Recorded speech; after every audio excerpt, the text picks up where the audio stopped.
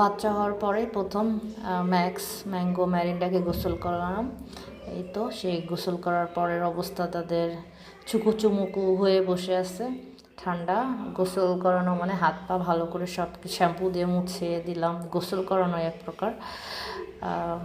তারপরে যে তাদের খুব ঠান্ডা লাগতেছে, প্রথম গোসল করলো।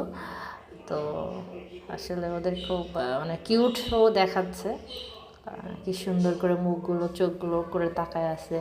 এটা হলো ম্যাঙ্গো, এটা হলো ম্যারিন্ডা। আর ম্যাক্স একটু বেশি দুষ্টু, তো দুষ্টামি করে বেড়াচ্ছে ওই দিক দিয়ে। তো ওদেরকে আসলে খুব আদর করে ওরা, আবার আমাকে খুব পছন্দ করে, কারণ সারাক্ষণ আমার সাথেই থাকে। তো দেখা যায় যে আমি ওদের সব থেকে পছন্দের মানুষ। তো দেখা যায় সে গোসল করালাম, কারণ এই যে গোসল করার পরে আবার মারামারি শুরু হয়ে গেছে, কারণ আমি একটু যাচ্ছিলাম যাতে ঠান্ডাটা ওদের কম লাগে।